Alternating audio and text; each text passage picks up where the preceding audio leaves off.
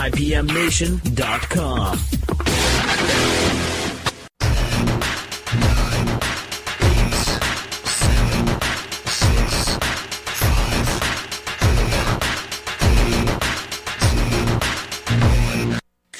Listen to somebody, I'm not just saying Lenny Bruce or something, and, get a better routine.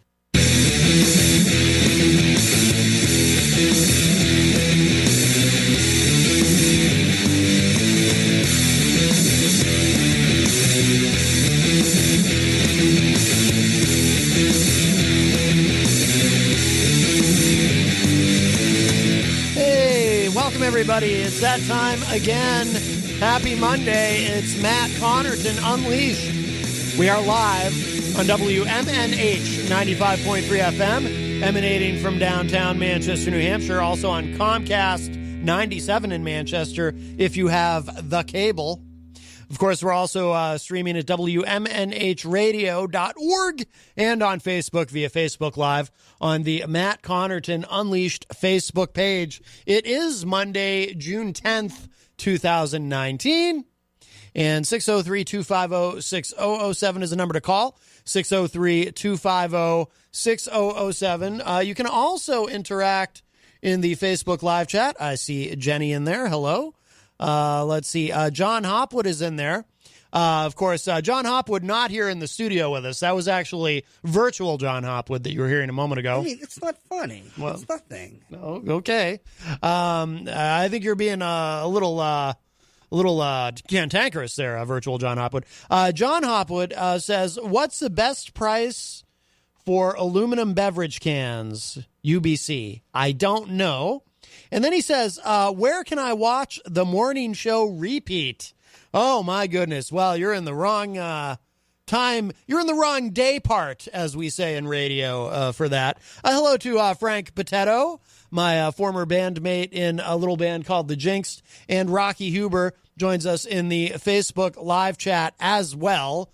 I think we're going to be having a visitor later. I did receive a Facebook message from someone asking if he could come on today. But I don't, and I said absolutely. But then I didn't hear anything back from him about what time he thinks he's going to be here. So I don't want to say who it is in case he doesn't show up, because that's just embarrassing.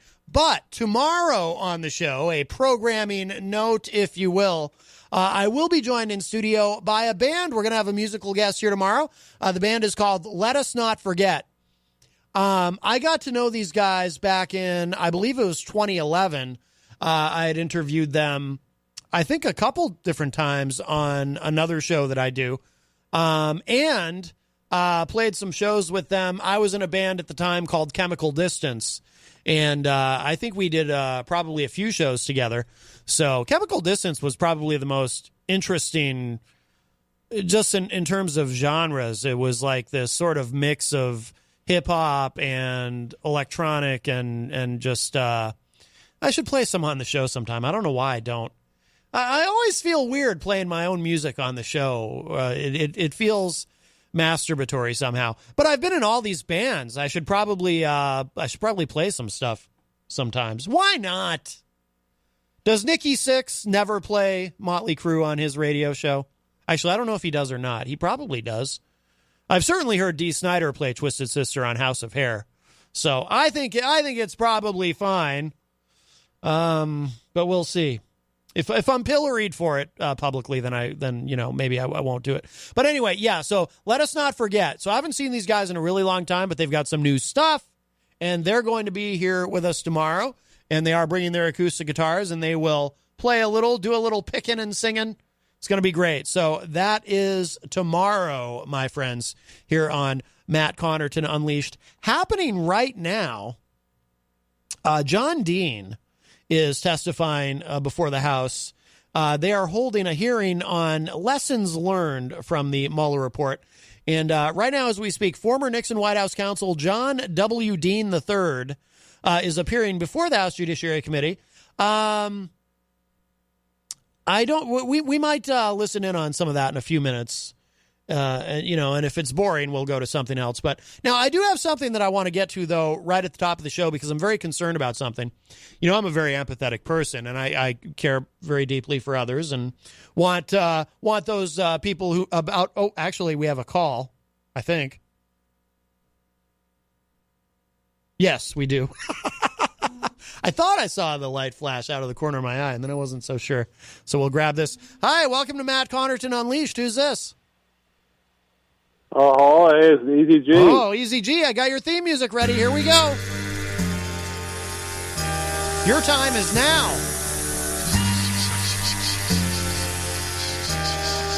Hey, did Peter White leave me some cookies I left earlier? Hang on, Easy G.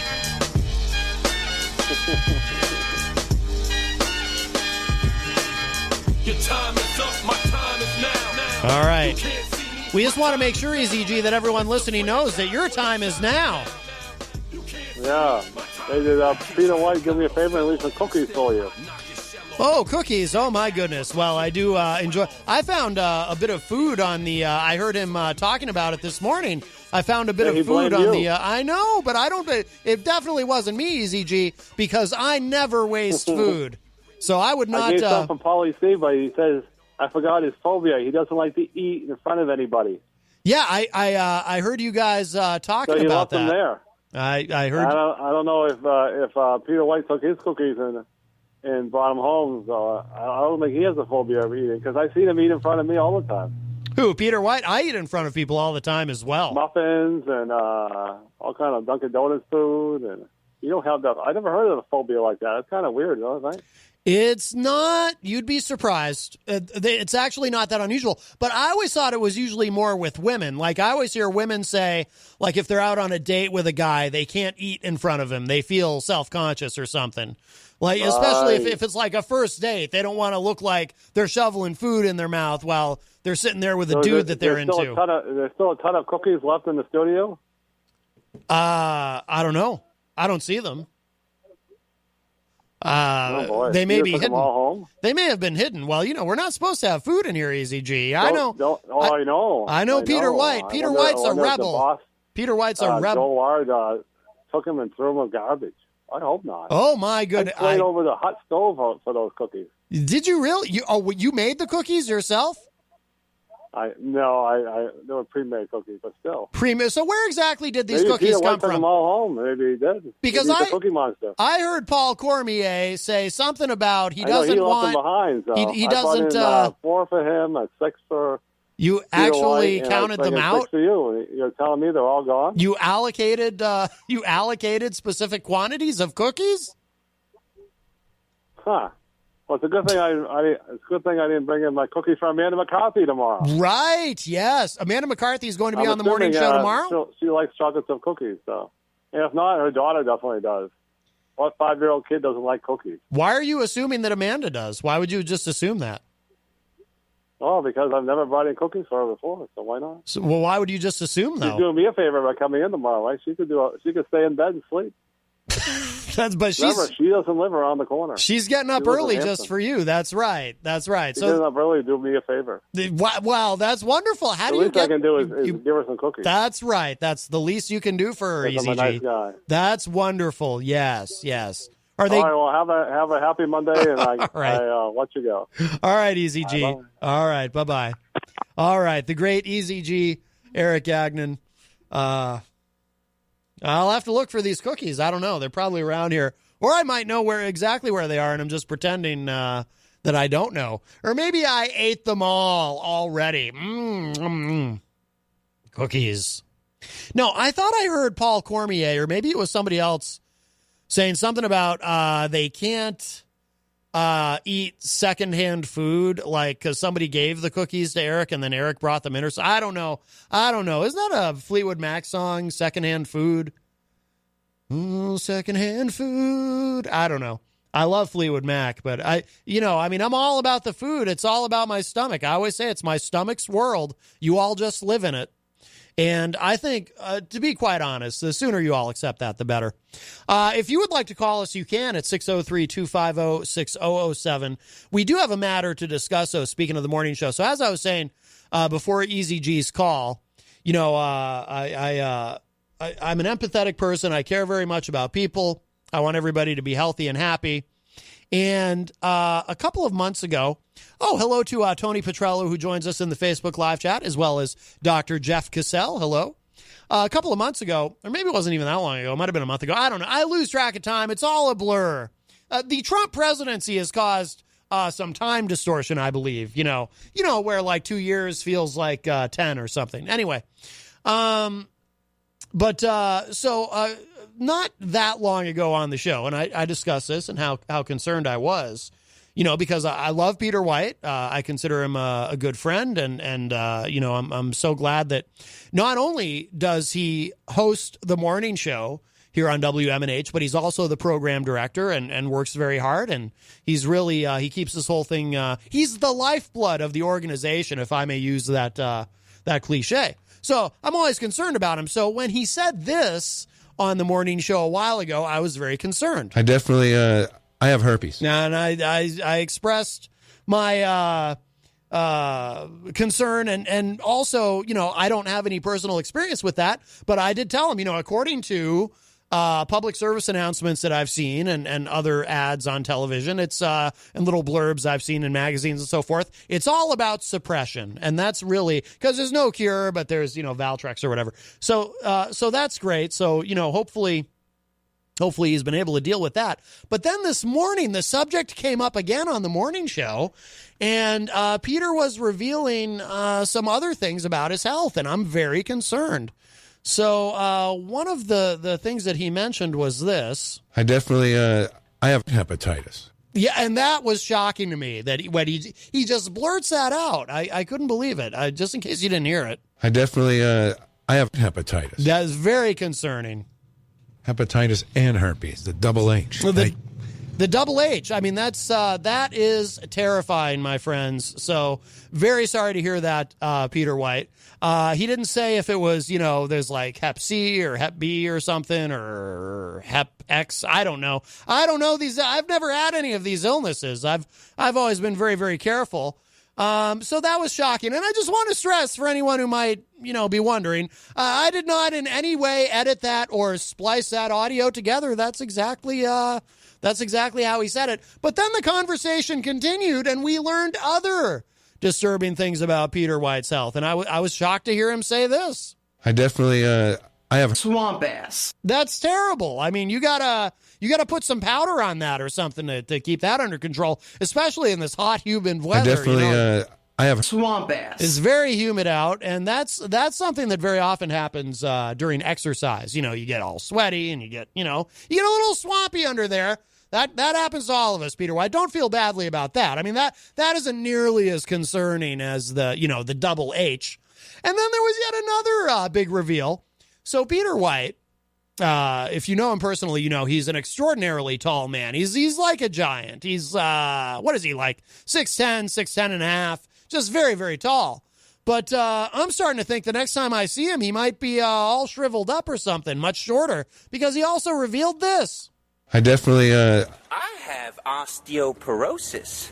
Apparently he has osteoporosis. I couldn't believe that. So he is shrinking as we speak. I definitely, I have osteoporosis. All right. So, and it's obviously very difficult for him to talk about these various ailments, because you'll notice sometimes his voice changes a little bit when he has to say the name of the illness that he's currently battling. So, thoughts and prayers and positive energy and all that to Peter White. Get well soon, my friend.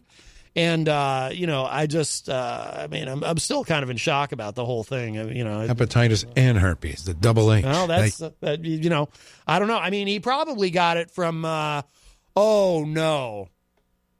I just realized something. I hope he didn't get it from this microphone, because that means I might have these things. I don't want osteoporosis. My goodness.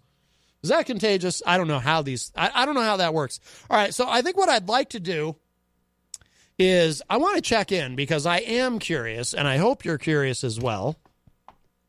If you're not, you might have to bear with me for a moment and sort of indulge my curiosity. I want to hear a little bit of this John Dean testimony. This is live. This is happening right now. John Dean testifying before the House. Let's see what is up here. 96 and the American people as well. It gives significant detail about the beginning of this investigation and the role of George Papadopoulos, and I think it should settle all your questions. And with that, I yield back. I thank the gentleman for yielding back, and it is true that fact witnesses have been ordered by the White House not to appear before this committee, but we'll get them. That was Nadler speaking, who apparently has recovered from his health scare. The witnesses in question, because this has really degenerated into a sad spectacle. A majority has a bunch of questions. They have neat charts that all have questions that are really meant for the Attorney General or Special Counsel Mueller or Mr. McGahn. But instead, we have these witnesses here. I hope that the majority would enter into real negotiations with the White House instead of what happened, which was several weeks of demanding that the Attorney General release grand jury testimony against federal statutes and break the law in violation of code and instead move off of these demands that we have staff, lawyers, ask questions of the Attorney General, which has not been done in any other case outside of an impeachment hearing, and actually negotiate with the Attorney General. And I bet we could have these questions before the actual fact witnesses instead of MSNBC stars and stars of miniseries. You know, and Mr. Dean, I'd say in '79 when you were played by Martin Sheen, that was great. In '95 you were played by David Hyde Pierce. That's a little bit of a step down there. And in '99's Dick, you were played by Jim Brewer from Saturday Night Live. I hope there's not another remake of that, because I don't know where you go after that. But oh my God, I don't even know this guy, but I just want to thank him for reminding everyone, because it's easy to forget. Conservatives aren't funny generally. This guy is really trying hard, because, you know, he memorized all of that as a way to swipe at Dean. And that was, I mean, I'm pretty sure I heard an audible thud in my headphones as he went for those jokes. That's pretty rough. I don't even know who this clown is, but you should see the look on John Dean's face, because John Dean right now, he's looking at the guy like, is this imbecile someone people voted for? Of course, it's not unusual to vote for imbeciles in the United States. So anyway. Conspiracy. okay, do you believe there was conspiracy? Mueller finds that he has insufficient evidence to charge a conspiracy, but he also notes that much evidence was kept from him, that people took the Fifth Amendment, people lied to him, people destroyed evidence on applications like WhatsApp. Okay, so he didn't exonerate. But he notes that if he had had the opportunity to get that evidence, he might have been able to view the situation differently. As a former prosecutor, do you believe that it's the job of a prosecutor to exonerate the defendant, potential defendant? In a typical case where I'm looking at All right, I am bored. I was hoping we'd hear some John Dean testimony. He's sitting there, but I think he's gone catatonic because this ass clown's jokes were so, I mean, I found them fairly mind-numbing. So maybe we'll come back to this. We'll check in on the testimony, because I'm genuinely curious if he says anything, if John Dean says anything noteworthy. The whole thing's a little bit weird having John Dean come and testify. I mean, I sort of get it, but it's a little strange. Hello to Rhonda Ostrowitz Favero in the Facebook live chat, as well as Wayne Noel. Hello, Wayne. Nice to see you. Let's see. I think that we should, I got a couple things here. Let's talk about a Democratic candidate running for president who doesn't really get that much press. You know, and there's so damn many of them. What are there, like 128 different? I'm kidding, of course. But it's something. It is an obscenely large number. It's something like 30 or something. I don't know how many people are running. It's crazy. Every day there's well, it's not that every day there's someone new announces, but every day I'm reminded of someone who I forgot was running for president. But one of these folks is Mayor Bill de Blasio of New York, and not getting much press. And although he'd really have a shot at probably rattling Trump if they were to stand face-to-face on a debate stage, because Trump allegedly, purportedly does not like it when people appear taller than he does. It really bothers him. And Bill de Blasio, I think, might be even taller than Peter White. I think Bill de Blasio, is an even 7 feet tall. But it says here, according to Mediaite, New York City Mayor Bill de Blasio has worse approval rating in New York than Trump. That is stunning, my friends. That's you get an air horn for that. If you can pull that off in New York City to have a worse approval rating than Trump. It says here, New York City Mayor Bill de Blasio's presidential campaign has gotten off to a rough start, perhaps best evidenced by a recent CNN Des Moines Register poll of Iowa voters in which he received exactly 0 individuals of the 600 polled to voice support. Like I said, I bet a lot of people forget that he's running. Things may have gotten worse with a new Siena College poll that makes de Blasio look less popular in New York State than the focus of his campaign derision, President Donald Trump. According to the poll published today, de Blasio's approval rating in the Empire State is 29%, while Trump's is at 34%. Wow. Trump tops him by 5%. What makes these de Blasio polling numbers next to Trump even more embarrassing is that the New York City mayor opened his presidential bid by going right after Trump, coining the old moniker "conned on," which has not caught on. That rhymes. I wonder if the author of this article in Mediaite realized that when he was writing it.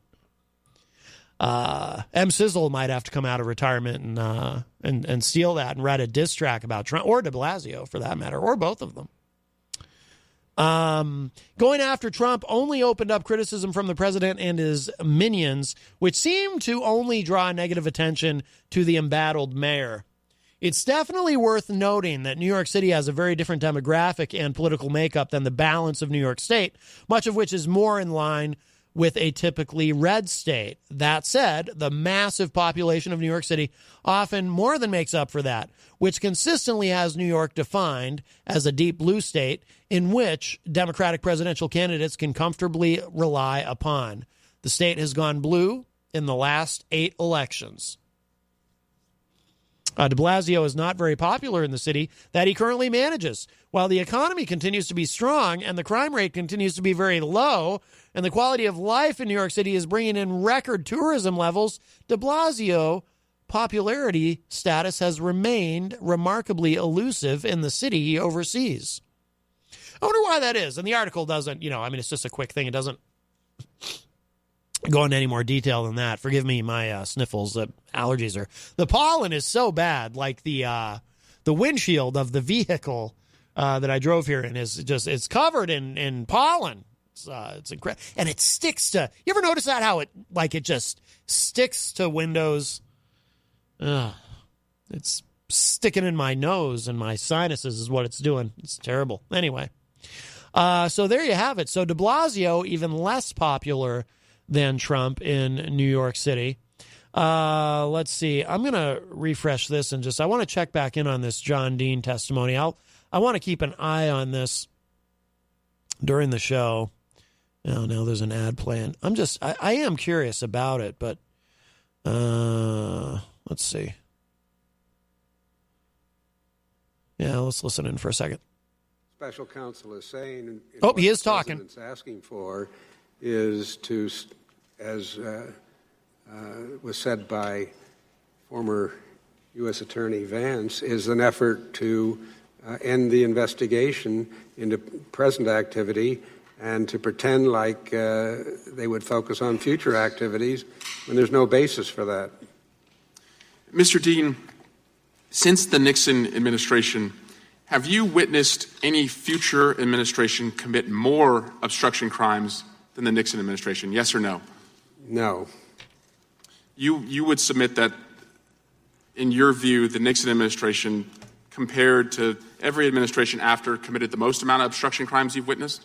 No. I gave a few samples in my written statement, and there are probably books will be written comparing these two. Sorry, let me rephrase the question. Comparing Nixon to just any future administration, would you say there was a future administration that committed more crimes than the Nixon administration as far as obstruction?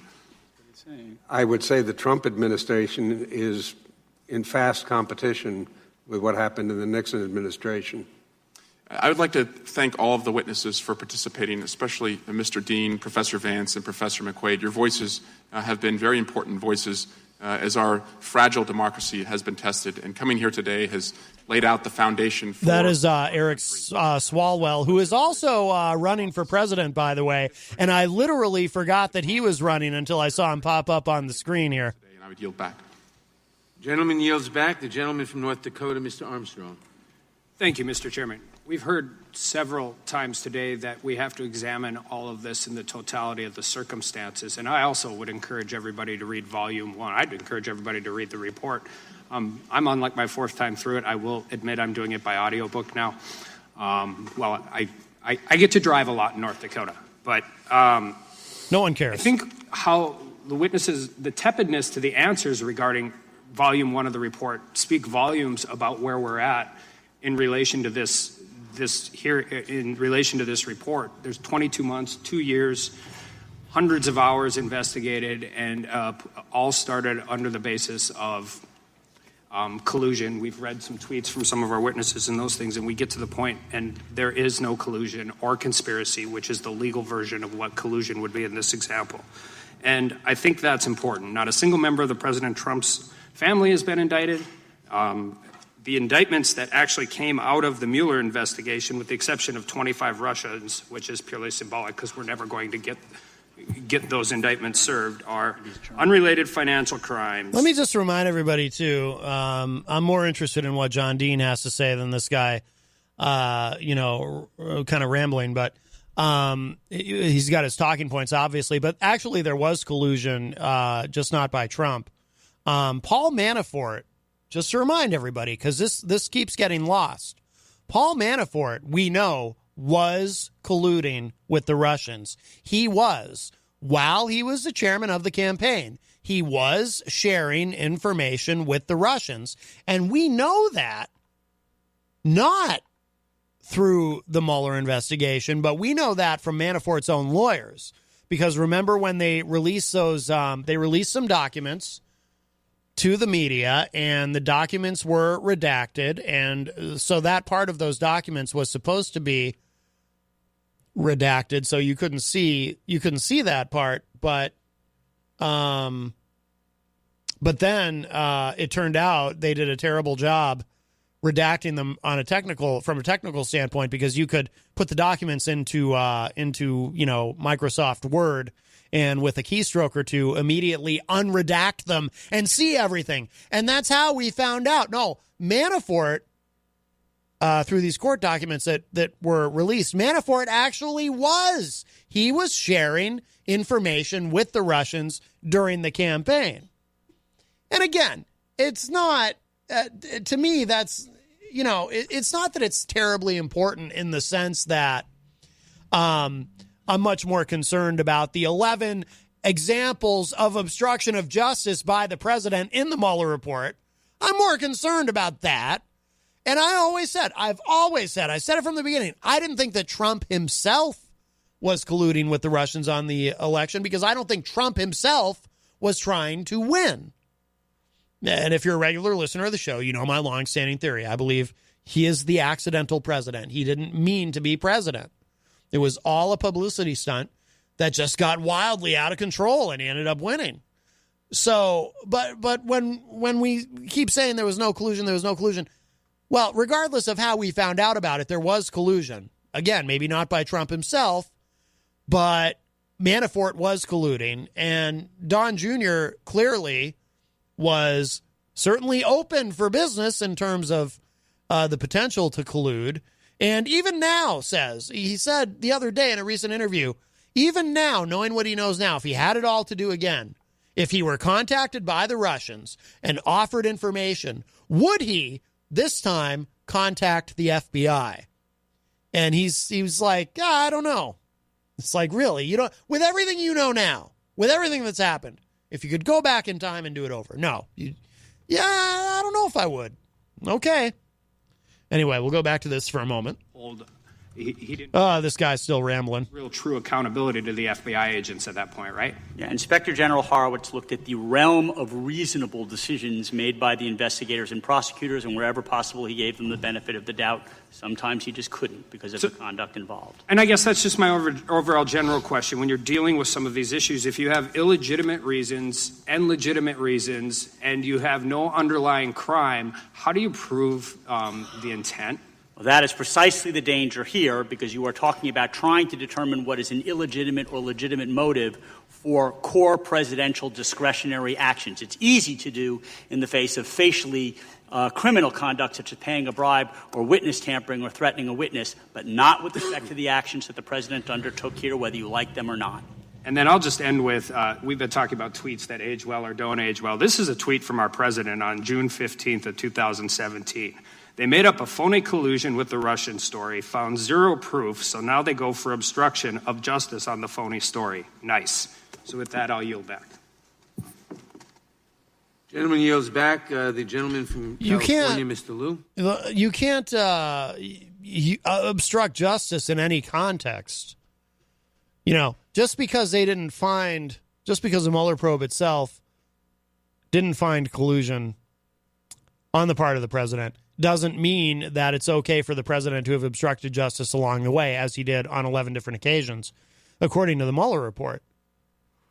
And just because he was not successful in that effort also does not mean that it is not a crime to obstruct justice.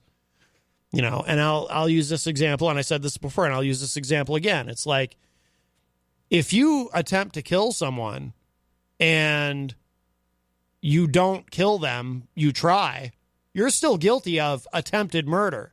Just because you weren't successful doesn't mean you're off the hook. You're still guilty of something, and you're still guilty of something very serious.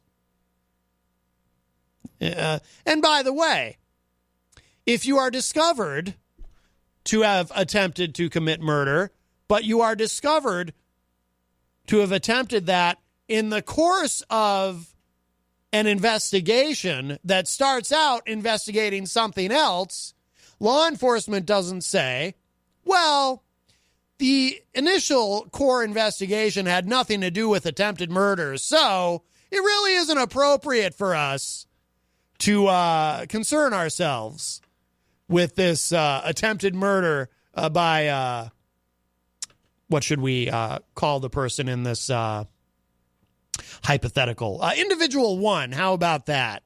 It really doesn't matter that this is not what we were initially investigating in terms of the actions of individual one. It's irrelevant what it started out as. Anyway. President Trump, he correctly asked them to assess whether he could serve as Attorney General over this matter. They studied the matter and concluded that he could not, that he was tainted and he was unable to handle this case. And so to unrecuse oneself would be to ignore the taint and to commit an unethical act. Thank you. Clearly, they're talking about Jeff Sessions. Jefferson Beauregard Sessions III, your former Attorney General of these United States, and a clear sociopath. One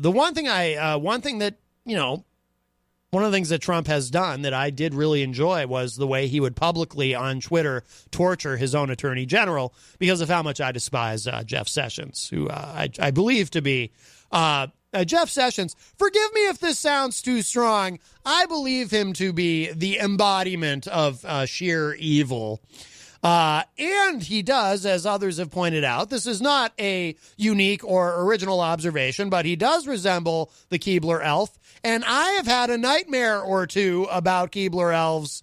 And that reminds me of, I'm also probably tonight going to have nightmares about these cookies that EZG was talking about that I don't know what happened to them. So, boy, I'll tell you, there's a lot to be upset about. Oh, John Dean is actually talking. I think the Attorney General, his task is to represent the president. John Mitchell, Correct. Who was the initial Attorney General, followed by Richard Kleindienst, and then former Senator Saxby and Elliot Richardson. I really don't think they looked upon their job is to represent Richard Nixon. So this is a sort of unprecedented view from Mr. Trump as to what the Attorney General should and should not be doing. Thank you. Former U.S. Attorney McCrae, what is your understanding of the role of the Attorney General? The Attorney General is the lawyer for the people of the United States. He is to support and defend the Constitution, and he is to represent the people. He is not the personal attorney for the President. Thank you. Page 107 of Volume 2 of the report documents some point after the May 17, 2017 appointment of the special counsel, Sessions recalled that the President called him at home and asked if Sessions would unrecuse himself. According to Sessions, the President asked him to reverse his recusal so that Sessions could direct the Department of Justice to investigate and prosecute Hillary Clinton. How disastrous The gist of the would conversation that was have been? the President wanted Sessions to unrecuse from all of it, including the special counsel's Russia investigation. Former U.S. Attorney McCabe, what is your reaction to that phone call? It demonstrates to me that President Trump was persistent in his efforts to get Attorney General Sessions to unrecuse himself because he was so desperate to limit the scope of the investigation. He was concerned about a number of things. I know that the congressman said if there's no underlying crime, then there's nothing to cover up, but I disagree with that. Number one, as a matter of law, that's not correct.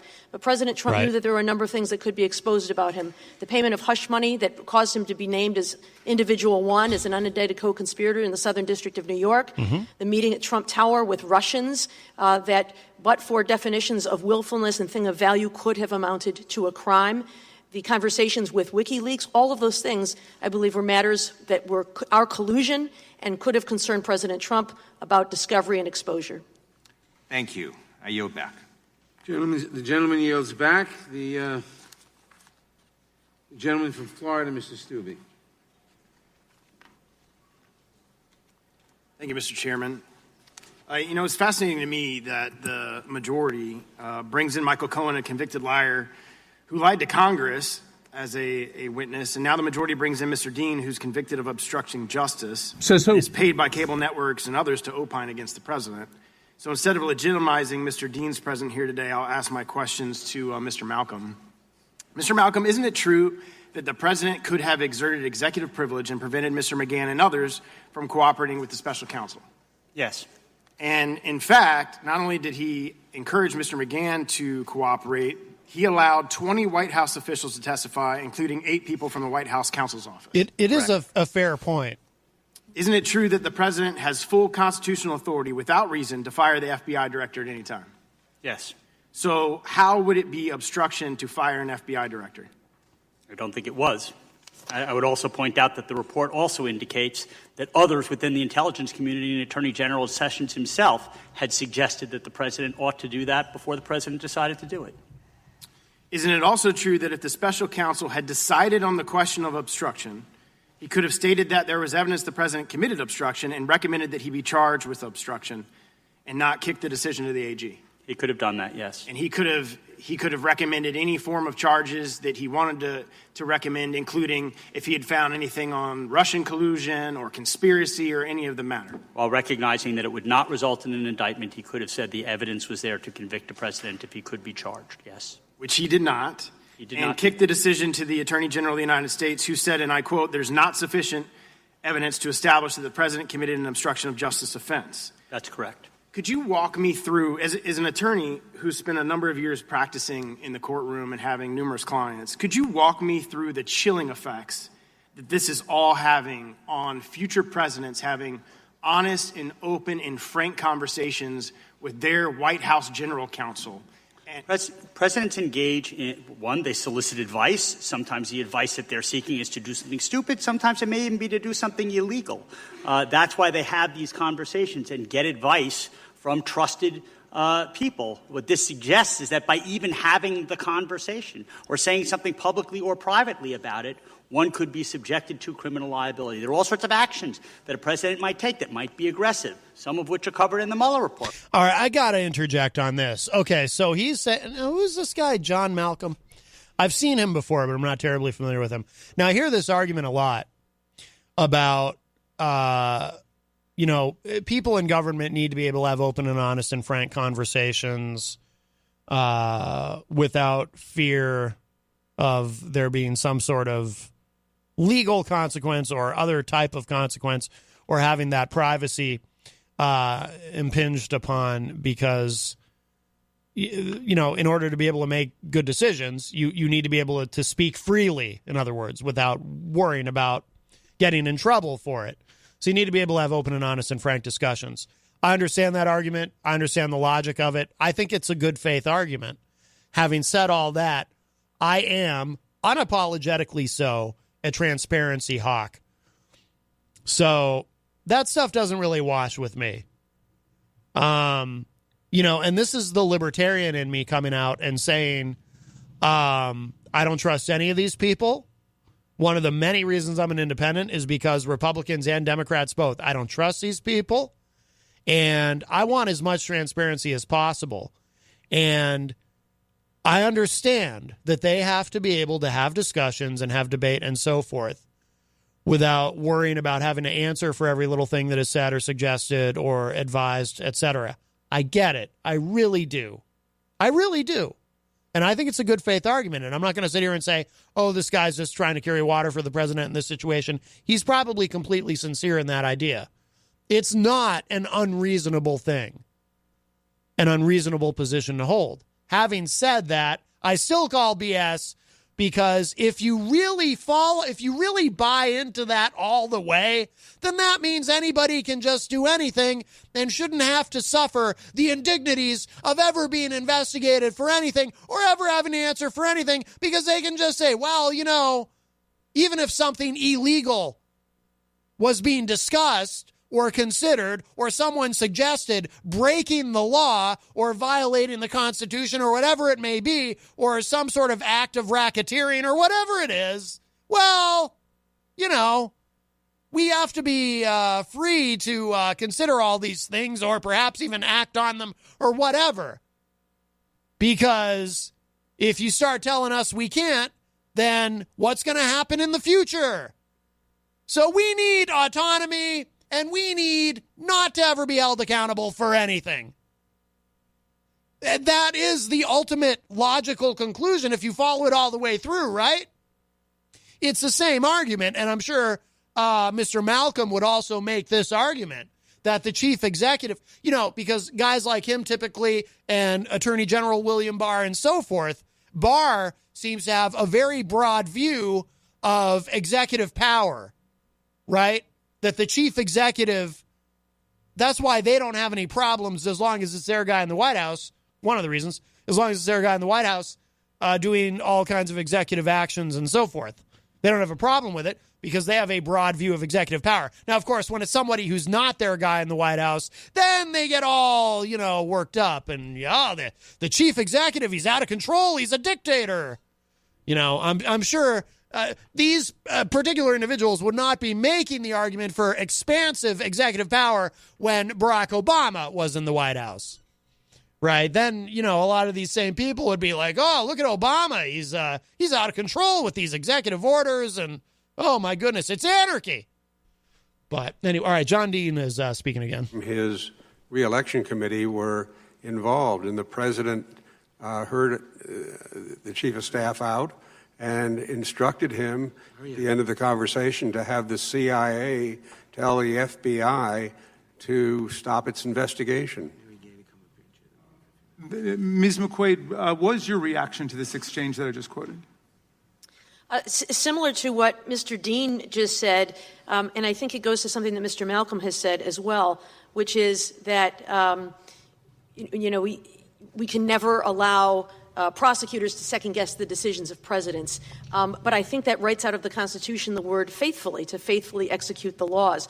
Just as President Nixon was facing articles of impeachment for ordering the CIA to direct the FBI to stop investigating Watergate, similarly, President Trump's directive to let it go with Mr. Flynn was the same kind of corrupt act that is obstruction of justice. Even if he can't be charged criminally, this body has the ability to hold him accountable. And indeed, when one of our colleagues says that it's up to the president to determine whether or not he faithfully executed the law, that's clearly wrong in a constitutional sense. It's up to Congress to determine whether the president faithfully executed the law. Isn't that right? Of course. Otherwise, it would render invalid the checks and balances that are the hallmark of our Right. system. Thank you, Ms. Vance. I mean, that's just basic stuff. That's just civics 101, right? That's why we have three branches of government to be a check and balance on each other. Michael Flynn, and then ended up firing FBI Director Comey afterwards. So, let me just be candid and tell you that I don't include that as one of the instances which I think qualifies for charging based on what we know at this point. The intent question is a little bit sticky. It's possible that the evidence is there, perhaps it's not. But what it does tell us is a great deal about the president's state of mind and what he was focused on doing. And so there's this sequence of events where the president fires Director Comey, then goes on national television and acknowledges that he did it because Russia was on his mind, and finally has a conversation in the Oval Office with folks from Russia, with Russian government officials, where he tells them like he feels he's out from under the pressure of the investigation. So as we consider all of the circumstances that we're looking at in Volume 2, what's clear is that even at this early point in time, the president was focused on not letting this investigation move forward. And this really plays into this conversation that we've had a little bit about whether or not you have to have an underlying completed crime for obstruction. What's going on here is maybe there's a crime, maybe there isn't. The president doesn't know at this point in time, but he wants to shut down the investigation in case there is one. And that's why under our criminal code, obstruction doesn't require an underlying crime. Well, and isn't it the case? That's a great point because, people will say in defense of Trump, well, he knew he didn't do anything wrong in that he knew there was no collusion or really conspiracy. Collusion is not a legal term. Conspiracy is. He knew there was no conspiracy. So, he's trying to shut down something that he knew wasn't going to yield anything anyway because he knew he didn't do anything wrong. But what she just said, I forget her name. We'll catch it when they put the camera back on her. But what she said is very, very important because she's pointing out, this is an important point to be reminded of. Trump may have known, certainly, that he himself didn't collude with the Russians. Like I said, I always figured he probably did not because why? I don't think he wanted to win. But he did not know, and he probably was quite terrified, frankly. He did not know whether or not Don Jr. had done something prosecutable and wanted to protect him. So it's a very important point that she makes there. All right, it's back to John Dean. There were amendments made to the 64 Civil Rights Act. There was the 65 Voting Rights Act. There was the 18-year-old vote. There was the 25th Amendment. A lot of activities, and it required both Republicans and Democrats to work together. This was a wonderful place to start a career in government, working for this committee. I'm not so sure today. There's too much polarization.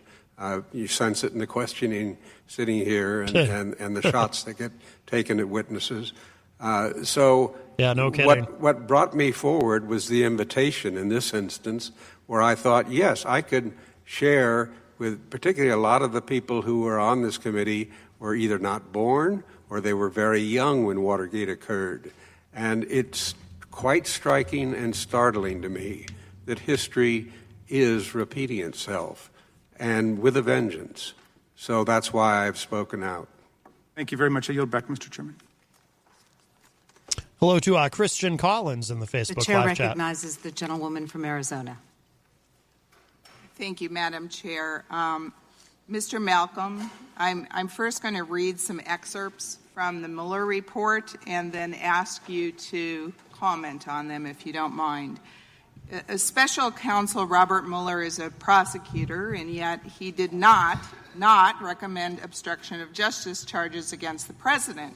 And it has been said before by our ranking member Collins, there was a joint statement by the special counsel and Department of Justice that says the Attorney General has previously stated that the special counsel repeatedly affirmed that he was not saying that, but for the OLC opinion, he would have found the president obstructed justice. So let me again talk about some particular excerpts. And after reading the Mueller report, it was clear to me that Mueller knew that he may not have a clear case that could hold up in court. And in fact, he said, the evidence we obtained about the president's actions and intent presents difficult issues that would need to be resolved if we were making a traditional prosecutorial judgment. Resolved by Congress, because it's their job to decide whether or not to impeach, whether or not to try, move forward with trying the president in the Senate and so forth. That's clearly what he meant. Second, there was no underlying crime. It would be almost impossible, I believe, to prove corrupt intent, which is required in the obstruction statutes. And Mueller himself said, unlike cases in which a subject engages in obstruction of justice to cover up a crime, the evidence we obtained did not establish that the president was involved in an underlying crime. He goes on to say, the absence of that evidence affects the analysis of the president's intent and requires consideration of other possible motives for his conduct. And then he further says, the term corruptly sets a demanding standard. Then C, Mueller report says many of the president's acts took place in public view. So with all those excerpts right from the Mueller report, in the words of Mueller himself, what do you think about my conclusion that he thought maybe this couldn't hold up in court, and that's why he didn't do the charges? Well, I certainly agree that this is John Malcolm again, and he's going to agree with her on everything, of course. Charge would weigh heavily whether or not the person who was alleged to have attempted to obstruct justice had engaged in the underlying criminal activity under investigation.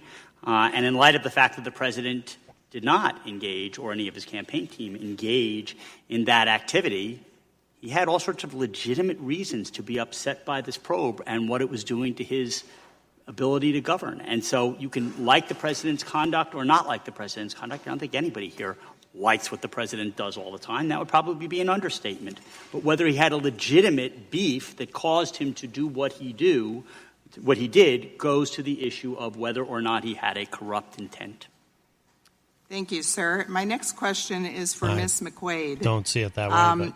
In a January 2nd Newsweek article, you said, I think this case is far worse than Watergate.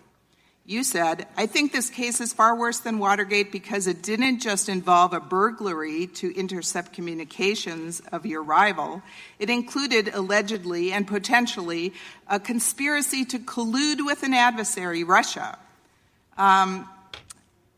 Obviously, you were wrong that there was conspiracy or collusion with Russia. Do you admit to that?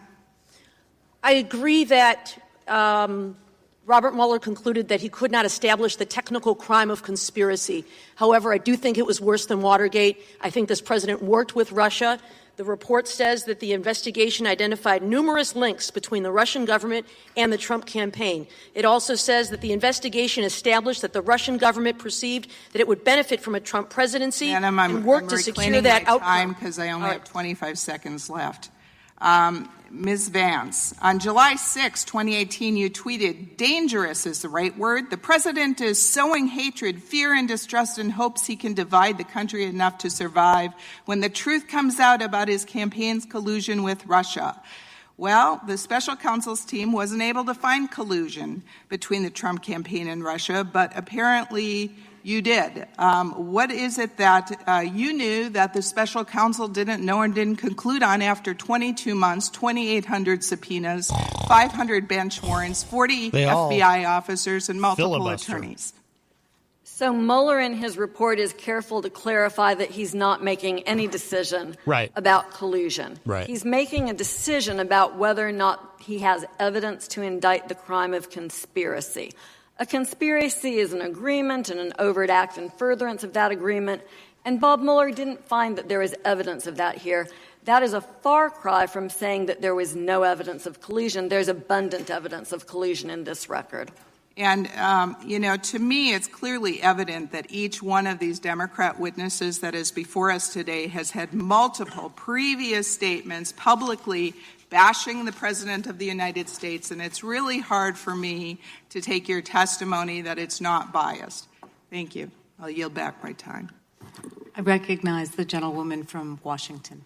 Thank you, Madam Chair. Let me go now to the question of discouraging cooperation with federal law enforcement investigators by the President Yes. or his associates.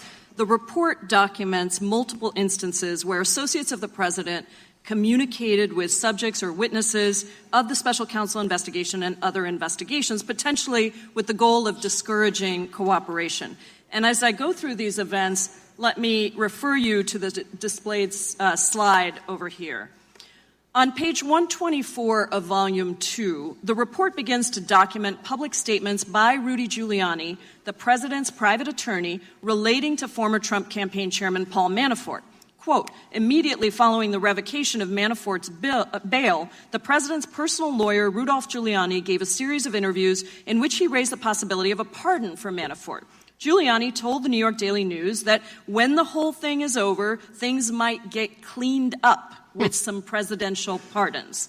It continues on page 127 of Volume 2, quote, Giuliani told journalists that the President really thinks Manafort has been horribly treated and that he and the President had discussed the political fallout if the President pardoned Manafort. The next day, Giuliani told the Washington Post that the President had asked his lawyers for advice on the possibility of a pardon for Manafort and other aides and had been counseled against considering a pardon until the investigation concluded. Mr. Dean, you had spoken about the question of presidential pardons in your opening statement. What is your reaction to Giuliani's statement? Well, first of all, I've been waiting for his response to this report, which he promised had been drafted before it had been written, which has not been forthcoming. So we don't have any formal answer from him on these issues.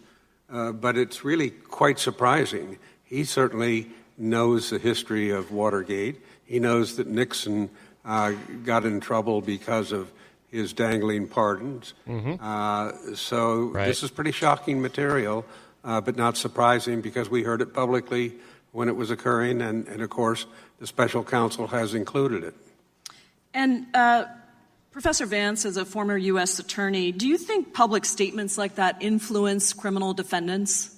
Why wouldn't they? Obviously they do. And, you know, the interesting thing here is that usually when, as a prosecutor, you're looking at an obstruction of justice case, it's not public statements, right? Obstruction usually happens under this cloak of darkness. You're trying to conceal it.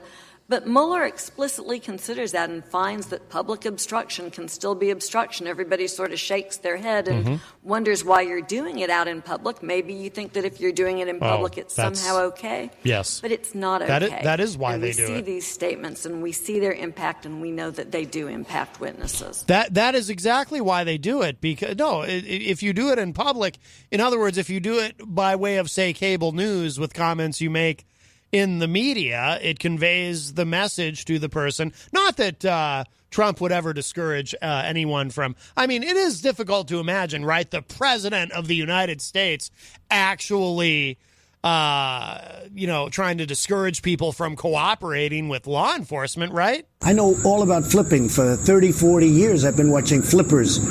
It almost ought to be outlawed. I mean, it's I can't imagine the president would. Whatever. When did they flip you? Tell me. Don't lie. Briefing the president's private legal defense team after agreeing to cooperate with federal investigators. Is that common practice for defendants?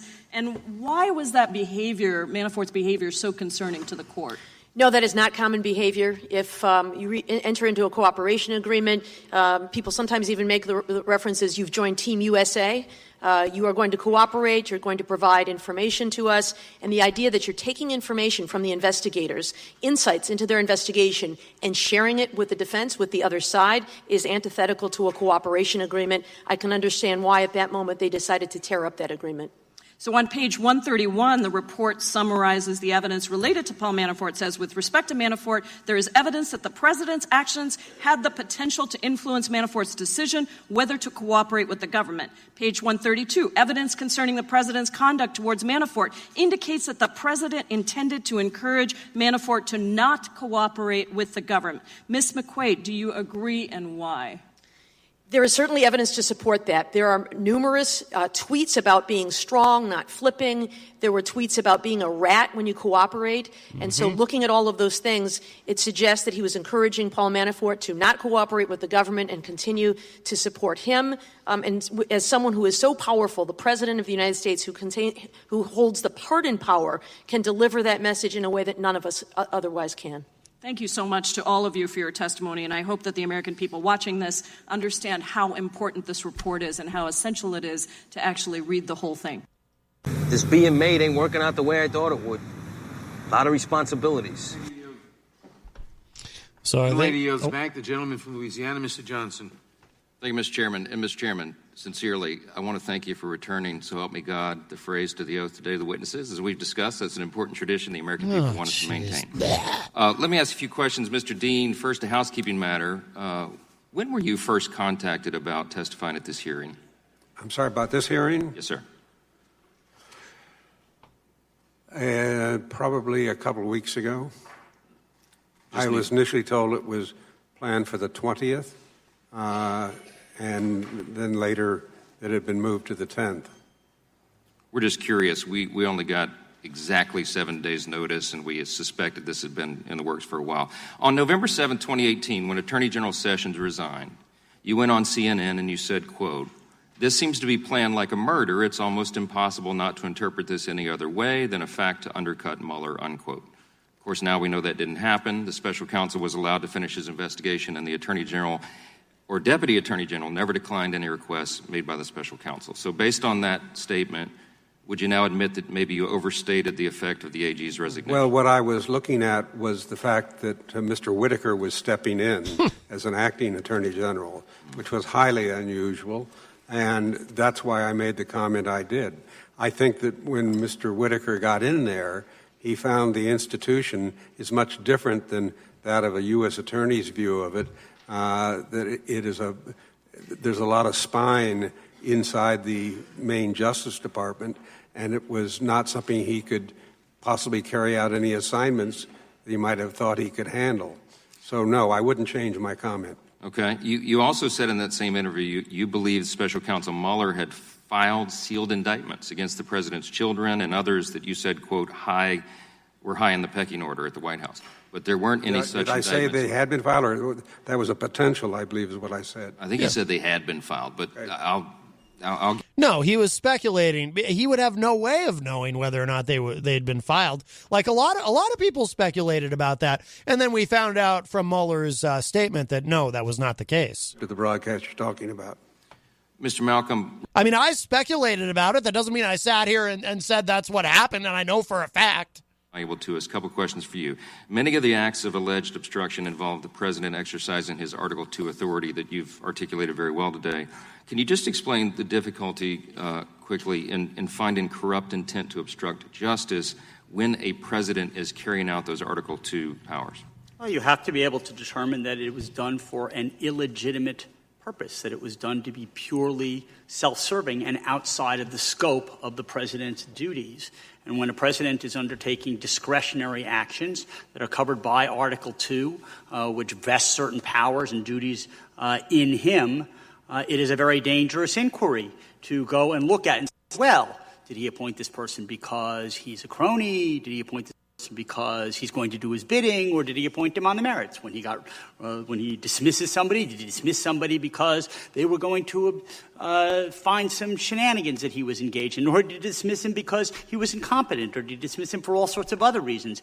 Anytime a president will be chilled at the thought that when he engaged... See, he's right back to that argument he was making before, John Nance. No! You know, there can't be any accountability. There can't be any looking under the hood because then this is going to have a chilling effect on the presidency. And you know what? See, again, I'm a transparency hawk. And like I said before, this is the libertarian in me coming out, but I don't trust any of these people. And I want accountability and I want as much transparency as possible. And if this has a chilling effect on the presidency where people are worried about their decisions being second guessed, well, maybe that's just too damn bad. Maybe that's the price we pay for a democracy where we elect people to represent us, who we all know, as much as we try to fool ourselves, don't really represent us, right? But he keeps going back to that same thing. And again, I understand, like I said before, people like him, they have a very expansive and broad view of executive power and so forth. But he keeps arguing for executive power unquestioned, unaccountable.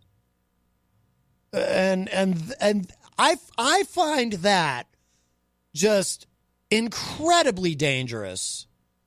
And it's got nothing to do simply with Trump. I would say that about anybody. Anybody. I would say that about Barack Obama. I would say that about W. I would say that about Bill Clinton. It doesn't matter. I would say that about anybody.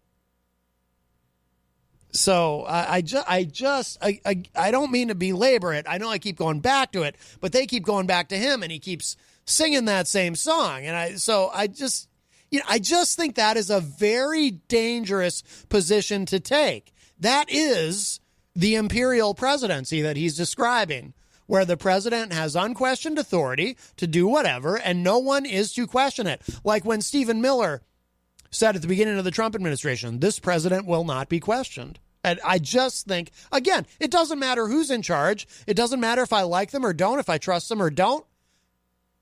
You can't just have, it goes against the whole idea of having,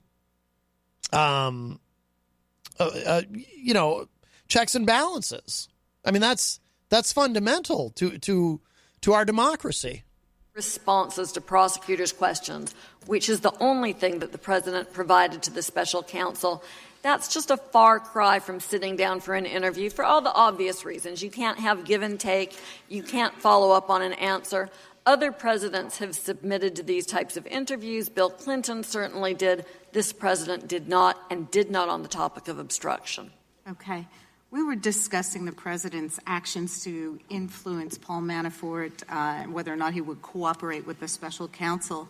The report and recent court filings document similar communications regarding Michael Flynn and his cooperation with federal investigators. For those following along at home, the report on page 121 of Volume 2 says, quote, in late November 2017, Flynn began to cooperate with this office. On November 22nd, Flynn withdrew from a joint defense agreement he had with the president. Flynn's counsel told the president's personal counsel and counsel for the White House that Flynn could no longer have confidential communications with the White House or the president. Later that night, the president's personal counsel left a voicemail for Flynn's counsel. Which we heard the other day. Vance, is it common practice for defense counsel to communicate in such a way with another defense counsel after a joint counsel agreement is no longer in effect? I would actually hesitate to criticize attorneys communicating back and forth and trying to work out these circumstances. But this tape recording that we've now had the opportunity to hear is, to say the least, extremely unusual. And this, frankly, Congresswoman, is what one of the jobs that you all, I think, have the opportunity to complete as this conduct continues and as more evidence comes to light to determine whether there's any conduct here that constitutes a high crime or a misdemeanor. What did the president know? Was he involved in the placement of this call? Those questions still need to be answered. The voicemail recording that you referenced was recently made public through court. But I'd like to read it here as printed on page 121 of the report, and I quote, I understand your situation, but let me see if I can't state it in starker terms. It wouldn't surprise me if you made a deal with the government.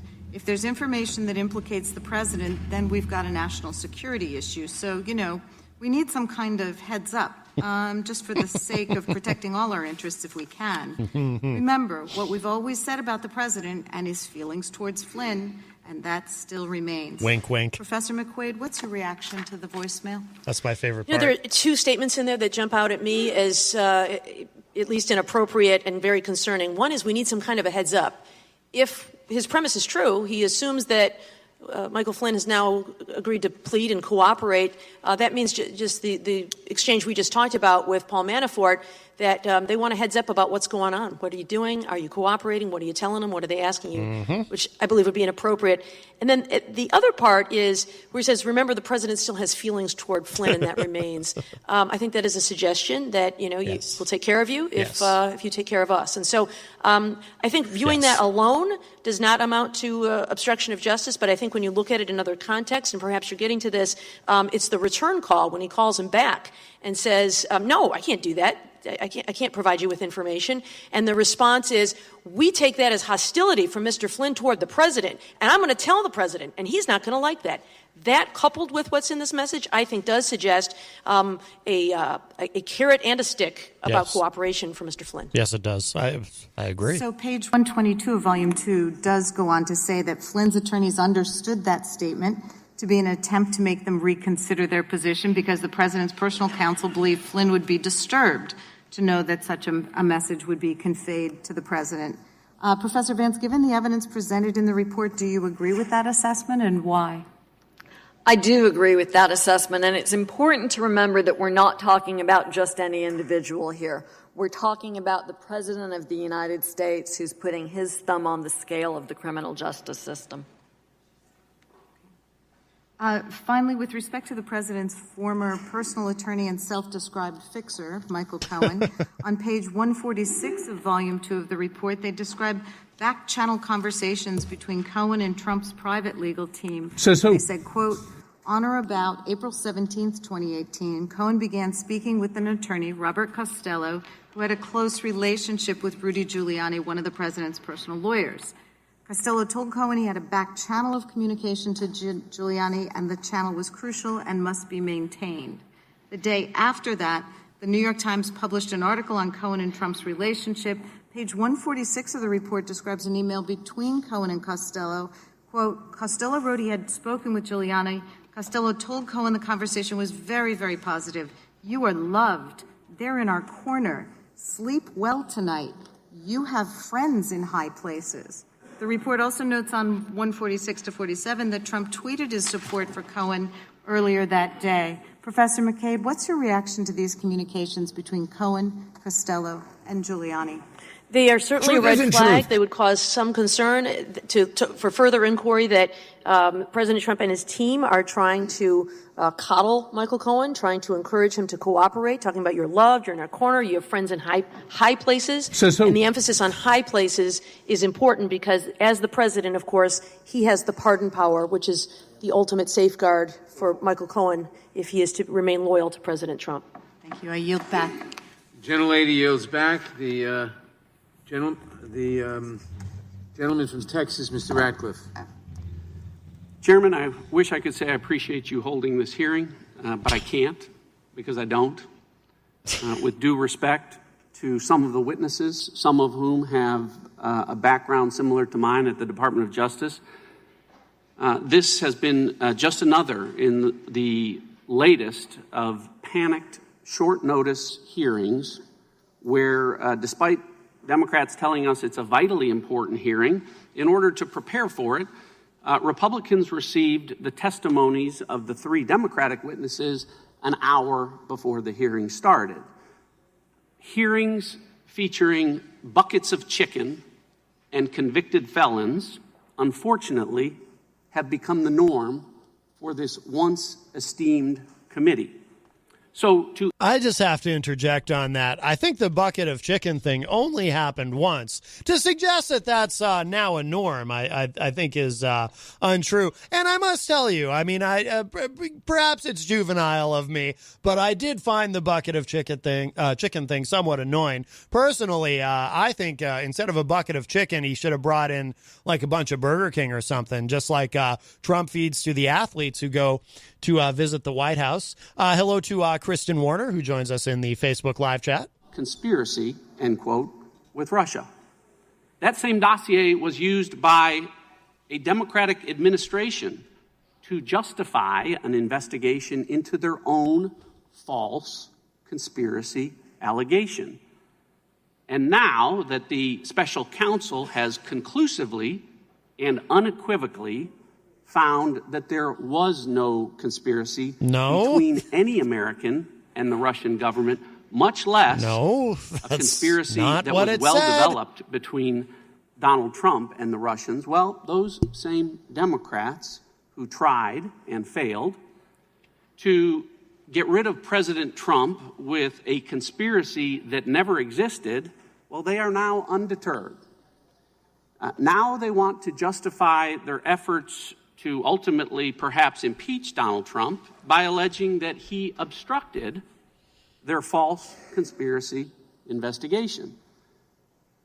Now, even if we set aside whether it's even legally possible to obstruct an investigation that is not lawfully predicated, which this one may ultimately prove to be, and even if we set aside whether or not any president can obstruct justice by doing what the Constitution allows or authorizes a president to do, like fire any executive branch employee, even if we set all of that aside for now and focus instead on the fact that this obstruction of justice narrative against Donald Trump was started by the very same people who started the false conspiracy allegation.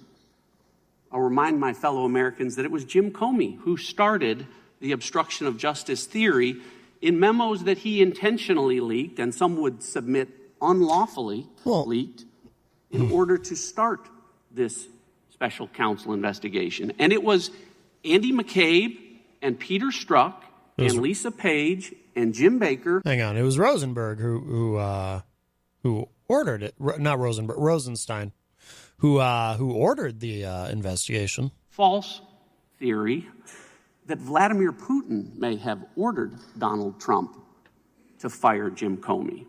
So now today, to advance... I've never heard anyone claim that. Who has been claiming that? It's possible that I missed it. I'm not necessarily shocked if someone hasn't postulated that theory, but I have yet to hear that the theory that Trump was ordered by Vladimir Putin to fire Comey. I don't know who's been making that claim. And the third witness that the Democrats called is Mr. Dean. Now, Mr. Dean, I have no problem with you having an opinion. You've paid your debt to society, and you've made your opinion clear. In the last 2 years, did you know you've sent 970 tweets about Donald Trump?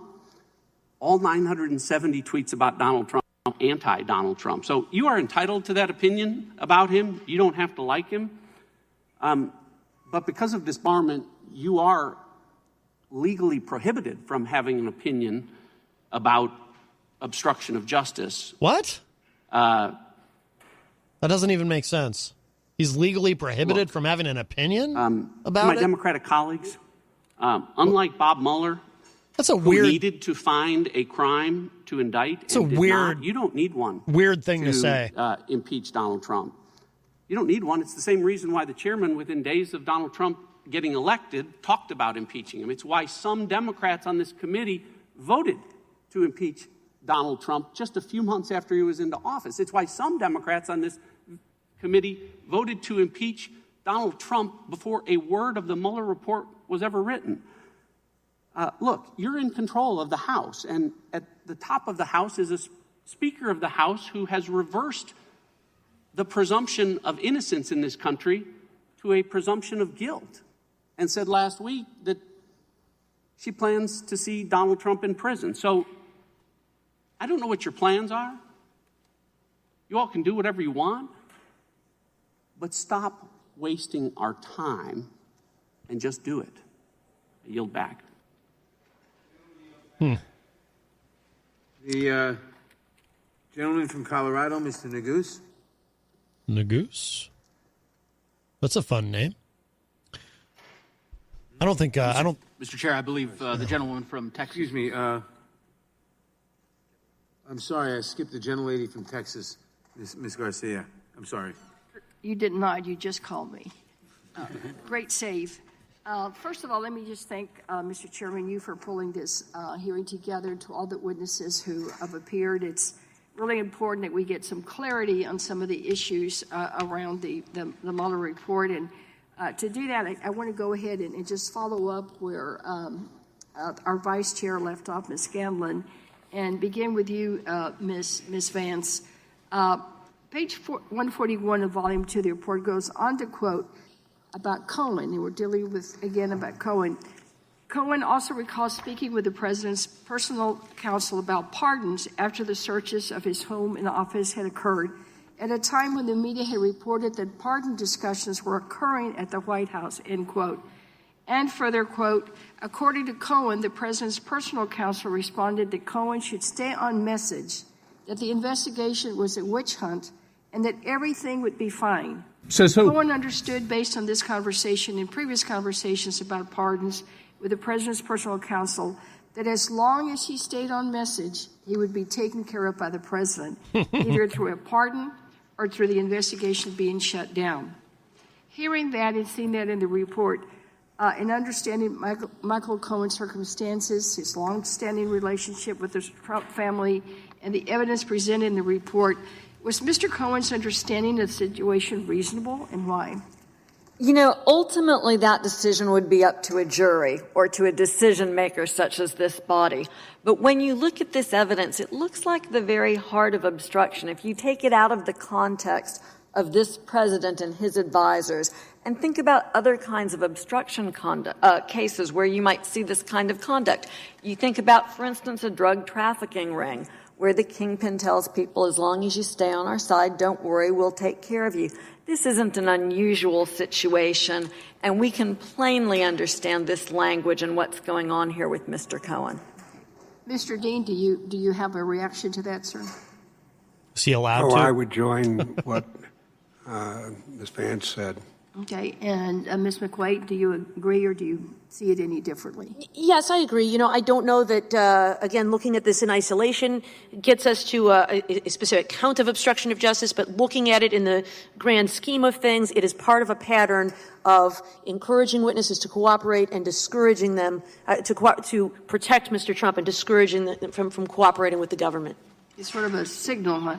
So now on page 141, again of Volume 2, the report goes on to say, quote, on August 21, 2018, Cohen pleaded guilty in the Southern District of New York to 8 felony charges, including 2 counts of campaign finance violations based on the payments he made during the final weeks of the campaign to women who said they had affairs with the president. During the plea hearing, Cohen stated that he had worked at the direction of the candidate in making those payments. The report notes that the same day, the president compared Cohen and Manafort, quote, and this is a direct quote, I feel very badly for Paul Manafort and his wonderful family.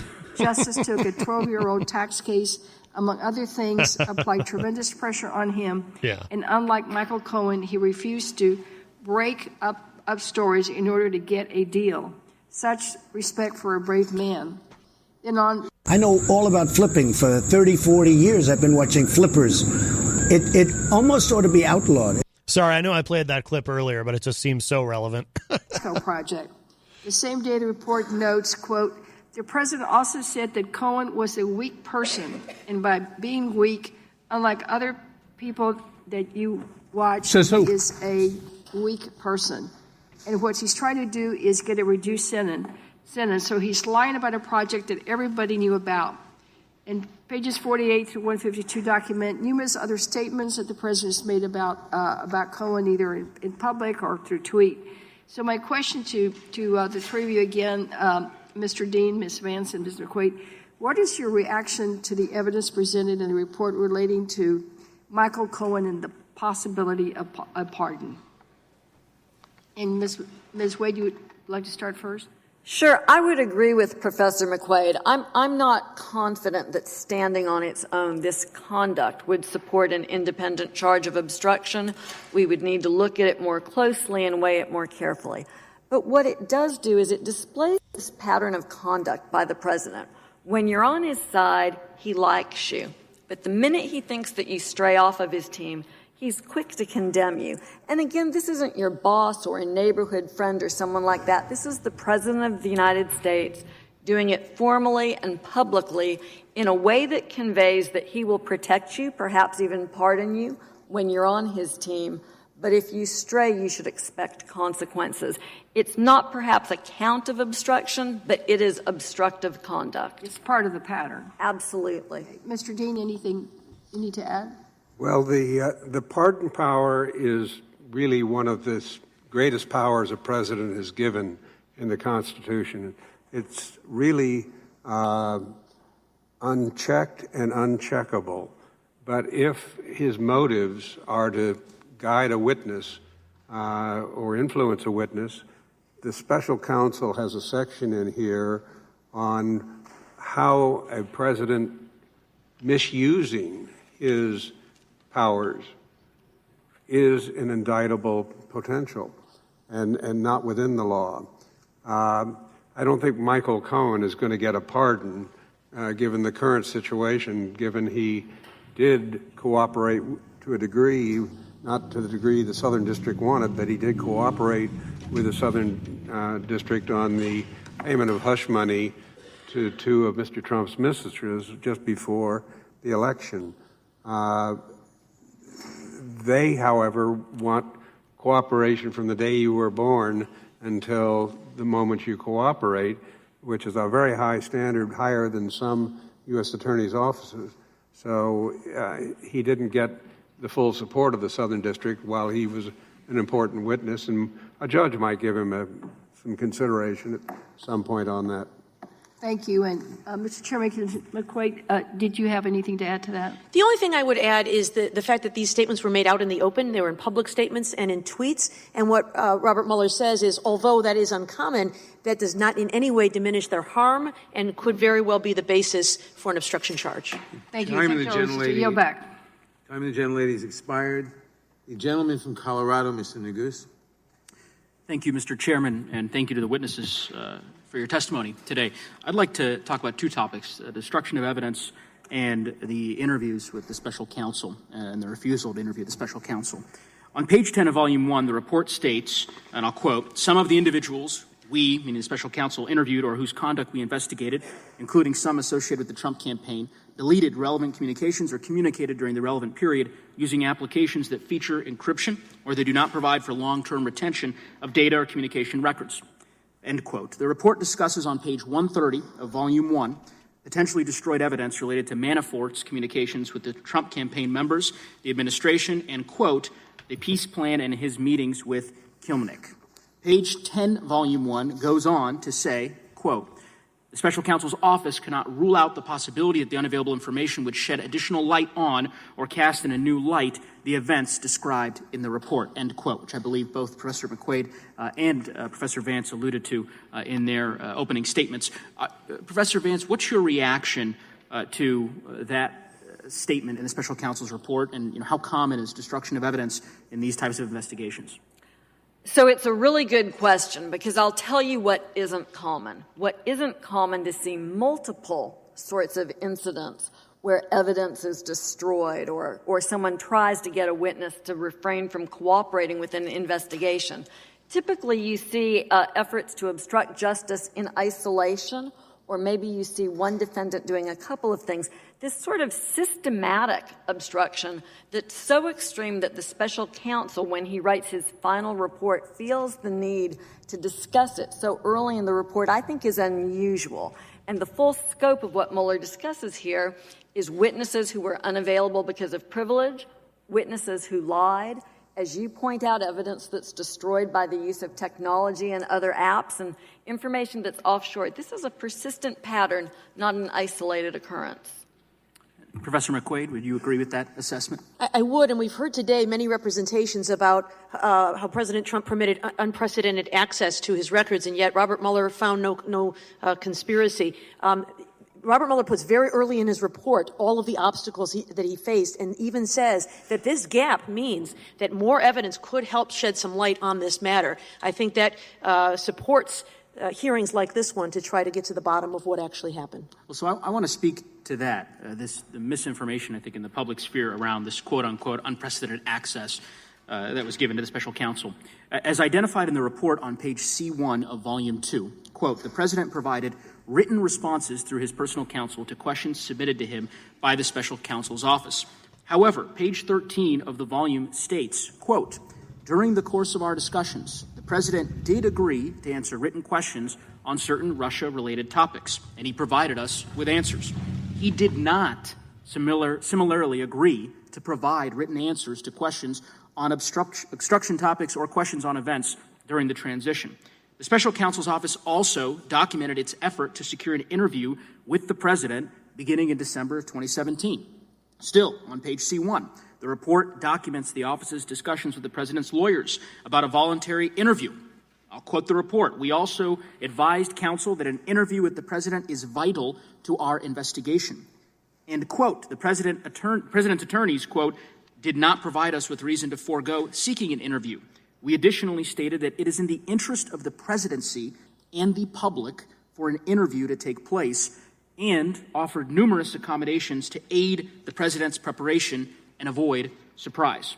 So, question, Professor Vance, what is your reaction to that passage of the special counsel's report, and, of course, given your experiences as a prosecutor, the value in being able to interview witnesses? Obviously, the experience that you have in the back and forth of questioning is much more productive for prosecutors.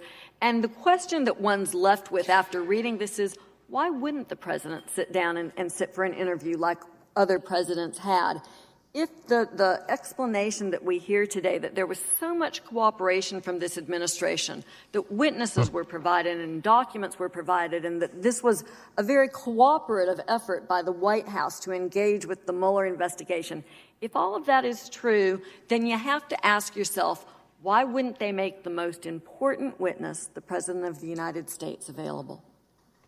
And by the way, so let me interject on that. And, of course, we know why, because even if Trump had nothing to hide, nothing to worry about, et cetera, he's very sort of loose and freewheeling with the way that he speaks at times. And you hear the phrase perjury trap brought up a lot. If he says something that's not correct in an interview, which I don't know if any of y'all have noticed, but the President Trump not always, let's just say he's got kind of an off-again, on-again relationship with the truth. More off than on at times, I think. And so he would inevitably say something that could later be proven not to be true, and then you can get him on perjury and so forth. And, I think if you ever have watched or listened, it's usually only the audio that's available, these interviews that he's done with, the New York Times or other newspapers, editorial boards, et cetera, he tends to kind of meander all over the place and say a lot of different stuff and contradict himself and whatnot. So, it would probably be a similar type of situation if he had to sit down, unless he was very, very disciplined about it. But that's not something you would expect from Trump, right? To be very, very disciplined. You're listening to Matt Connarton Unleashed. We only have a little bit of time left. We're probably going to stick with this till the end because I think this is turning out to be more interesting than I expected as they hash some of this out. But we are taking calls. The phone line is open, 603-250-6007. So if you want to get in, you got about 15 minutes left, 603-250-6007. And you can always interact in the Facebook live chat as well. And did not follow through. And the last example that I'll give you is on page 75, volume 2, which says substantial evidence indicates that the catalyst for the president's decision to fire Comey was Comey's unwillingness to publicly state that the president was not personally under investigation, despite the president's repeated requests that Comey make such an announcement. Mr. Dean, my question is for you. In your experience, is it common to disregard or to ignore direction or requests from the president? And in what circumstances would that be appropriate for staff to do? It's unusual, but it did happen, for example, in the Nixon White House. Not every instruction generally given to either H.R. Haldeman, the chief of staff, or John Ehrlichman, the president's chief domestic advisor, when they thought the president was flying off the handle, sometimes they didn't act, but sometimes they did, or the president went to somebody who would. For example, at one point, Richard Nixon wanted to order a firebombing of the Brookings Institute so he could send burglars in to the safe when the fire department responded. What? Haldeman and Kissinger, who were present for that meeting, did not respond, did not pass the order. Oh, my God. He called Chuck Colson in, another aide, and Chuck Colson did respond. When I got wind of it, I didn't know it was the president's order and heard this insane plan, flew to California and disrupted it and said it was insane. Ehrlichman picked up the phone, called Colson, and said, young counsel Dean is out here, doesn't think the Brookings plan's a very good one, and said cancel it. And turned to me and said, anything else? I said, no, sir, I'll go back to Washington, which I did. So there's an instance where a president's plan to firebomb the Brookings Institute was canceled. But I can assure you it's one of the early roots of Watergate because of the attitude it showed of what the president wanted. By the way, I mean, John Hopwood has talked on the show about how Nixon was, struggling with alcohol a bit, and I assume that was an idea that came to him in a drunken, or at least, geez, I was hope he was drunk when he came up with that idea. My goodness. President. And Professor McQuaid. Hey, at least we know Trump doesn't drink. Oh, hello to Dan Randlett, who joins us in the Facebook live chat. Oh, and we have a call. We'll grab this. Hi, welcome to Matt Connarton Unleashed. Who's this? Hey, Matt, Mike Doyle. You're on a little bit of a roll there. I hated to interrupt you, but I just wanted to. I was listening to it, and you said call in, so I wanted to. Just give you another side. I mean, so again, I bring up the name, and for some reason, you as a journalist don't want to just dive into the names Carter Page for some reason, but that'd be what it is. That they made up that the stuff about him because he worked for foreign energy companies in London and Moscow. That he's all of a sudden a spy and working with. But Carter Page is walking around free these days. Isn't that funny how that works? He's a spy, and they have very good information that he's a spy. But he was on CNN last week.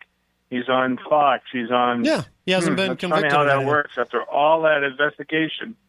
And Carter Page, who this whole Russian thing started with, I know, Mike, walking around a free man. You bring that up every time. I just don't dive into it because I just don't see how it's relevant to everything else. But that's how the whole investigation started. What do you mean it's irrelevant? They used his name, saying Donald Trump was involved with Carter Page, who was involved with Moscow, an undercover spy for them. That's how this started. That's what they presented to the judge. This is how it all started. It was fake from the very beginning, from day one. Where do you get that, by the way? Some people just don't want to realize that. What is your source on that? Let me add one more, a couple more facts. I'm just curious. After a year and a half of interviews and investigation by Mueller, a year and 8 months, right, or whatever it was, 9 months. After all that, and 500 search warrants, 500 witnesses testified, 3,500 subpoenas, and 13 official U.S. government requests for foreign information. Nothing. Yeah, I know. You say that every time. One of his lawyers was at Hillary Clinton's 40. Going to be at her her surprise her party when she won. 40 indictments. Why can't you guys just see this? Where is the wall? I hate when you do that. You guys think maybe there's something there. Yeah. Well, you and I disagree on some fundamental things that we're never going to agree on. I don't think something like 40 plus people who've been indicted, some already have been sent to prison. I don't think that's nothing. The Mueller report to me has that is so ingenuous. So ingenuous. Why? They were indicted for past tax. Nothing to do with the president. Why isn't he involved? All about their past taxes. They didn't pay money to they took money from foreign governments. They had the Russian spies who were over here. They got caught, the 8 of them. If these people, all nothing burgers to the president. But you guys keep coming back going, well, President Trump, and because of this investigation, there was 40 40 Come on, man. Right, They were and involved with him. And I'm sure if those 40 people, if that was the result of an investigation into Barack Obama, I'm sure you also would be going, "Oh, that's nothing burgers. Who cares about those people?" You guys just don't want to handle facts. You guys, I hate that. These are the facts that I'm telling you. Yeah, I'm telling you and facts. You guys don't want to. Why don't you want to talk about Carter Page? I'm daring you in front of your audience to do a half a show on Carter Page. I dare you. I'm not going to do that. I think that would be say, boring and pointless, Mike. So I'm not going to do that. Yeah, I think it'd be boring and pointless. Really? That's the reason this whole thing started. The FBI said that he was a spy. Send me your. So why is it pointless? Send me your source on that. Can you send me the link? You have my email. Send me the link to the website where you got that. That's how this all started, and that's why this is pointless. Because you've never made that case. I mean, you can promise me you'll read it on air, dude. I'll read it, but every few weeks you call me and you mention Carter Page, and then you say, "I don't know why you don't want to talk about Carter Page and why you guys and this and that." It's like you say the same thing every time, Mike. He's the reason it started. Send me. I don't know what. Send me something. I don't know how else to say it. Let me try a different language. The reason the Russia probe started was because the FBI, trying to help Hillary, had to find a way to take down Trump. And we got texts from the guy who was involved with the FISA, Peter Strzok, sending emails to his girlfriend saying, "I have a plan B. There's no way he'll be president." And he signs off on a warrant saying that this guy, Carter Page, who was brought in as an energy consultant to the president, all of a sudden is a Russian spy. There's the connection. He worked in Moscow. Now he's working on Trump's committee. He's a Russian spy. We got him. Yeah. And now Carter Page is walking around a free man. Well, send me something I can look at, Mike, because I got to be honest with you. I don't even hear people on Fox News making that specific argument that you've made. So send me something I can read. First of all, I very much doubt you watch Fox News. But that being said, he's on there all the time. Check it out. He was on there this past Sunday. So he's on there all the time. He was on CNN too. Jake Tapper had him on. They're saying, "Well, what's the story?" And he laughed. He goes, "It's nothing." I saw him being interviewed on MSNBC. An energy consultant. Right. So the kid graduated from the Naval Academy in the top 10% of his class. Yeah. Now, not that that's a deterrent to becoming a spy.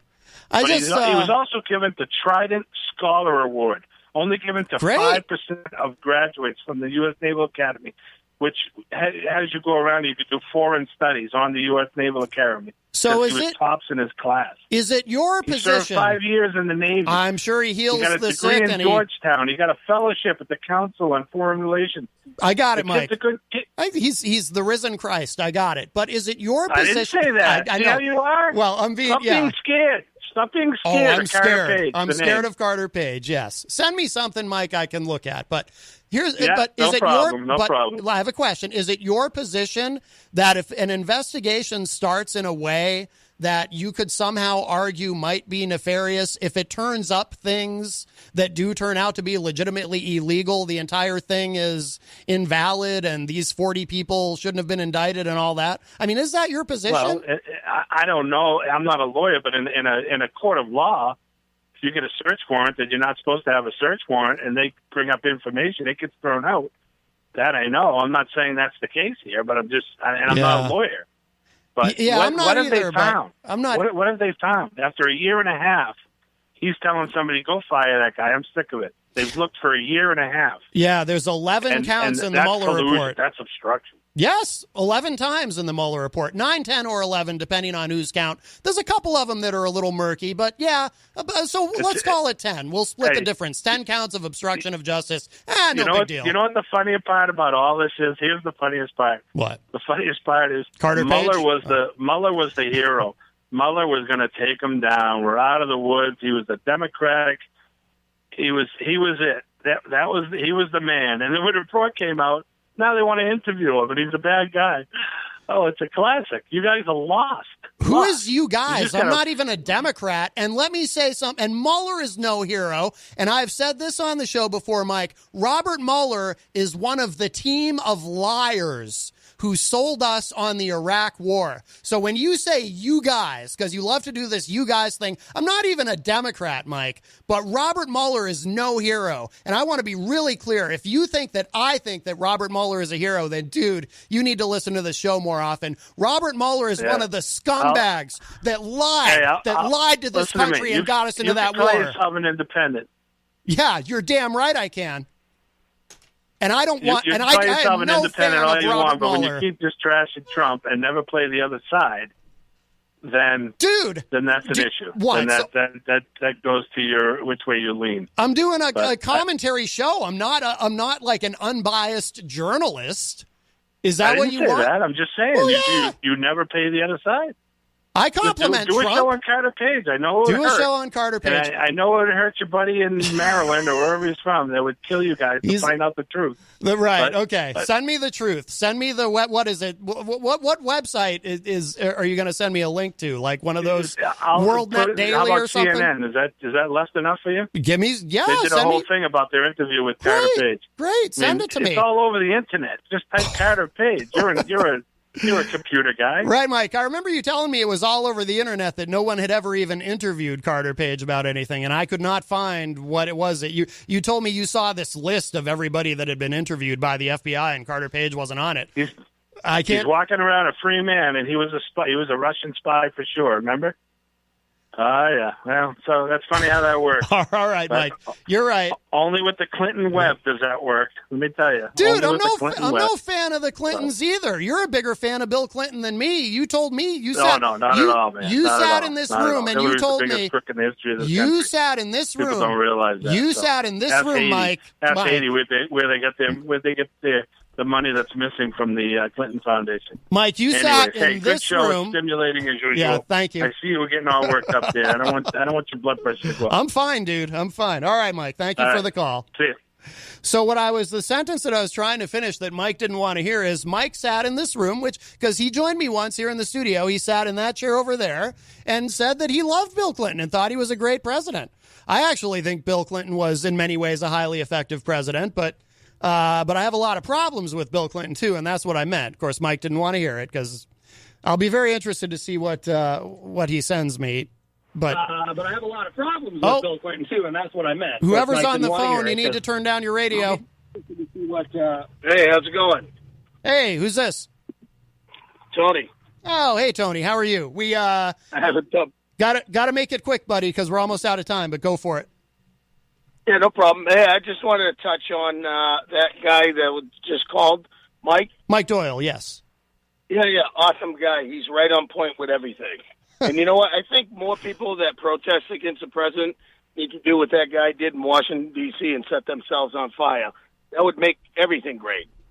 You know what I mean? What? Make America great again. That's the way I look at it. Get rid of some of these knuckleheads. You want people who protest to set themselves on fire?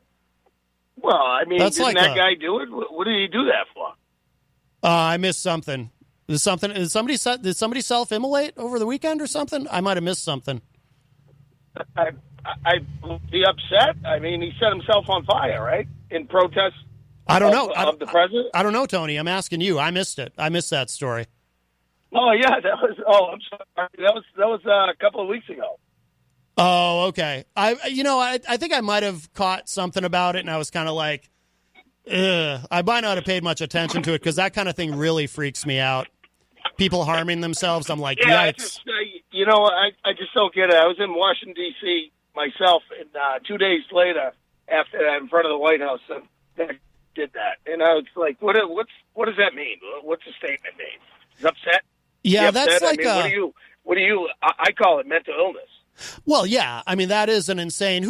There's monks who do that, right? Is it in China who do that, or who have done that in the past? Yeah. I mean, it's not the way I would go. It doesn't really accomplish anything. And, at least if you're still alive, you can speak out and say what you want. But once you're dead, and then you're forgotten. So. Right. And he also placed everybody in jeopardy down there as well. If you're going to do something like that, take care of yourself. Don't, put everybody else in jeopardy by lighting yourself on fire. Kids don't need to see that. I agree with you, Tony. I agree with you on that. All right, we got to go, though. We are out of time, but thank you for the call. All right, man. Good show. All right, thank you, man. Bye-bye. All right, that was Tony. One thing I would disagree with was his comment that other people should do that. Hopefully he was kidding when he said that other people who want to protest the president should set themselves on fire. I mean, I criticize the president. I'm certainly not going to... I don't think Tony meant that he wants me to do that, but anyway, all right, we are absolutely out of time. That's it. I'll talk at y'all a little bit later. Bye, everybody.